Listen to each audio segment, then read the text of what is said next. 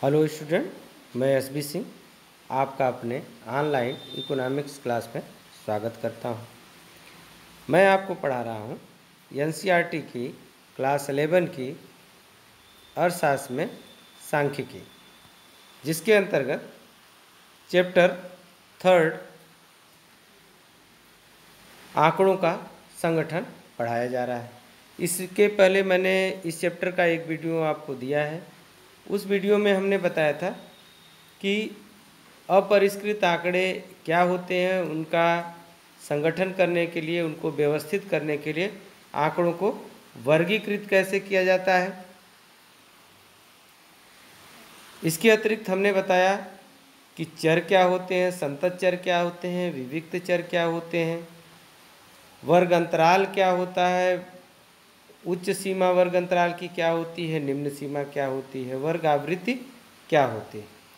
आज के वीडियो में मैं आपको बताऊंगा कि मध्य मूल क्या होता है, आंकड़ों को व्यवस्थित करने की अपवर्जी विधि क्या होती है, समावेशी विधि क्या होती है, और आंकड़ों को व्यवस्थित करने से सूचना की हानि किस प्रकार होती है, श्रृंखला कितने प्रकार की होती है। तो चलिए आज का वीडियो शुरू करते हैं।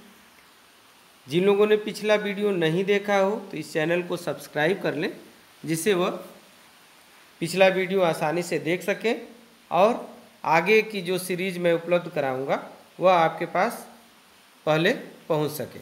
तो चलिए वीडियो को स्टार्ट करते हैं छात्र। सबसे पहले हम देखेंगे कि मध्य मूल क्या होता है।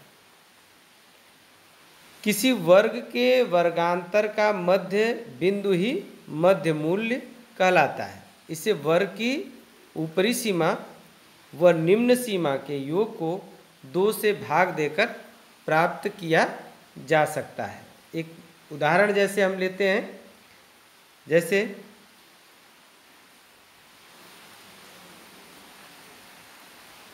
हम सबसे पहले वर्ग अंतराल को लेते हैं।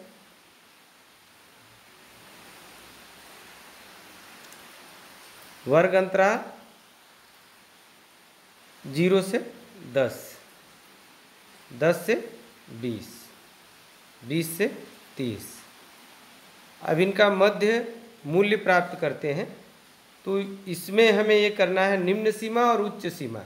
तो पहले वर्ग में हम देख रहे हैं 0 निम्न सीमा है और 10 उच्च सीमा है। दोनों का योग कर लेंगे और 2 से डिवाइड कर लेंगे। तो इस तरह हमारा भागफल प्राप्त हो जाएगा 5। इसी तरह अगर हम 10 से 20 का मध्य मूल निकालें, 10 से 20 का, तो यहाँ पर आप देखेंगे निम्न सीमा क्या है 10, उच्च सीमा क्या है 20, और इसको 2 से डिवाइड करेंगे तो आंसर आ जाएगा आपका 15। इसी तरह हम 20 से 30 को भी करके देख लेते हैं। 20 से 30, तो इसकी निम्न सीमा क्या है 20, उच्च सीमा क्या है 30। तो 20 प्लस 30 कर लिया, 2 से डिवाइड कर दिया, तो ये हमें प्राप्त हो गया 30 20 50, और डिवाइड किया तो आ गया 25। तो इस प्रकार मध्य मूल्य जो होता है वह किसी वर्ग के वर्गांतर का क्या होता है, मध्य बिंदु होता है। अब हम देखते हैं कि अपवर्जी विधि क्या कहलाती है। आंकड़ों को व्यवस्थित करते समय जब हम इस प्रकार का वर्ग अंतराल बनाते हैं जिसमें उसकी उच्च सीमा अगले वर्ग अंतराल की निम्न सीमा हो जाए, तो उसे हम अपवर्जी विधि कहते हैं। इसके द्वारा वर्गों का गठन इस प्रकार किया जाता है कि एक वर्ग की उच्च सीमा अगले वर्ग की निम्न सीमा की बराबर होती है। इसमें कुछ और बातें जानना आवश्यक है, जैसे 0 से 10, 10 से 20, 20 से 30। तो यहाँ आप ध्यान देंगे, हम आवृत्ति भी ले लेते हैं। तो इसको पढ़ते समय हम ये कहेंगे कि 0 से 10 यानी अर्थात 10 इसमें शामिल नहीं है, बल्कि 10 क्या है, अगले वर्ग की निम्न सीमा है और इसी अगले वर्ग में ही ये शामिल होगा। अगर यह प्राप्तांक है तो 10 अंक प्राप्त करने वाले बच्चे वो पहले वर्ग में शामिल नहीं होंगे, बल्कि दूसरे वर्ग में शामिल होंगे। इस उदाहरण में 0 से 9 अंक प्राप्त करने वाले 5 बच्चे हैं और 10 अंक प्राप्त करने वाले जो बच्चे हैं वो दूसरे वर्ग में शामिल हो जाएंगे, तो 10 से 19 वाले 7 हो जाएंगे। अर्थात वर्ग की उच्च सीमा जो होती है उस वर्ग में सम्मिलित नहीं होती है, बल्कि वह अगले वर्ग में सम्मिलित होती है। और जो वर्ग की उच्च सीमा होती है अगले वर्ग की निम्न सीमा होती है। ये किस विधि में होता है, अपवर्जी विधि में होता है। अब हम देखते हैं कि समावेशी विधि क्या होती है। वह विधि जिसमें किसी वर्ग की सभी आवृत्तियां शामिल होती हैं, अर्थात एक वर्ग की ऊपरी सीमा का मूल्य भी उसी वर्ग में शामिल होता है। अभी इसके पहले हमने देखा कि 0 से 10 हमने किया था और 5 आवृत्ति किया था, तो हमने ये बताया कि 10 अंक प्राप्त करने वाला जो छात्र होगा वह इस वर्ग में शामिल नहीं होगा, बल्कि वह अगले वर्ग में शामिल किया जाएगा। यानी यह 10 से कम अंक प्राप्त करने वाले बच्चे हैं। समावेशी विधि में क्या होगा, समावेशी विधि में होगा कि इसको उच्च सीमा और निम्न सीमा दोनों को उसी वर्ग में शामिल कर लिया जाएगा। उदाहरण के तौर पे देख ले रहे हैं, 0 से 9 का वर्ग अंतराल है, तो अगला जो होगा वह 10 से शुरू होगा, इसकी उच्च सीमा इसी वर्ग में शामिल हो जाएगी।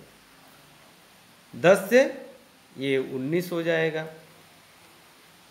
और अगला जो है वो 20 से 29 हो जाएगा। इस तरह आप देख रहे हैं कि समावेशी श्रृंखला में वर्ग की उच्च सीमा और निम्न सीमा दोनों उसी वर्ग में सम्मिलित होते हैं। अब हम जरा इसमें सूचना की हानि को देख लेते हैं।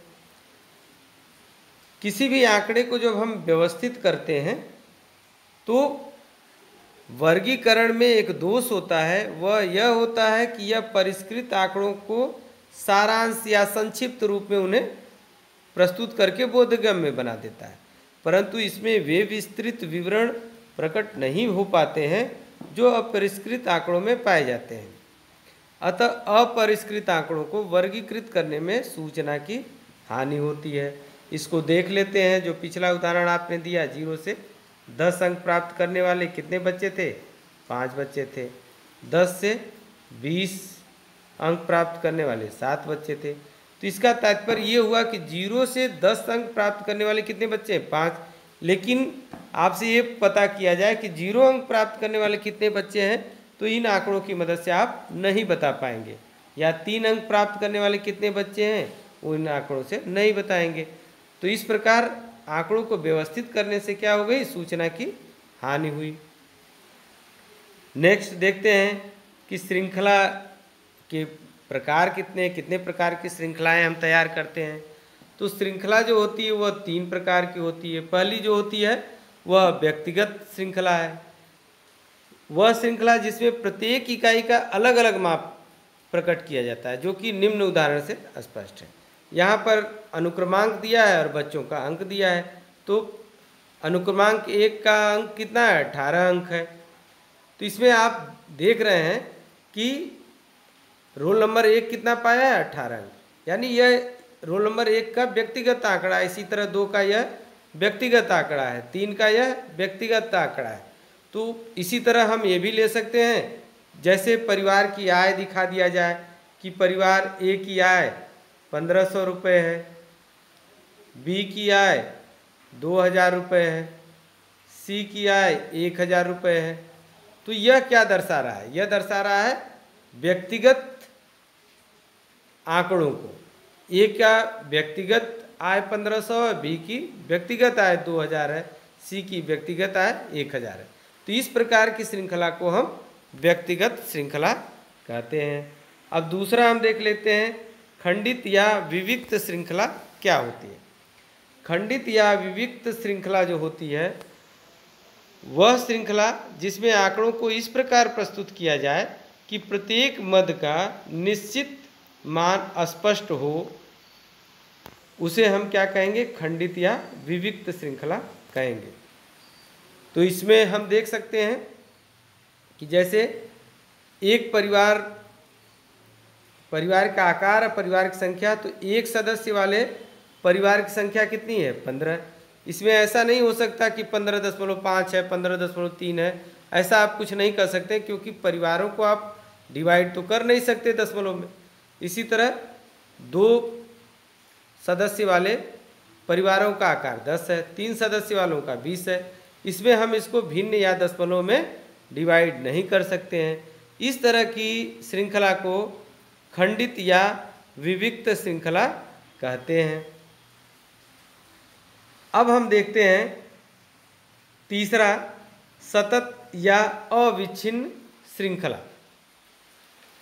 सतत या अविच्छिन्न श्रृंखला वह श्रृंखला होती है जिसमें इकाइयों का निश्चित माप संभव नहीं होता है, इसलिए इन्हें वर्ग सीमाओं में प्रकट किया जाता है।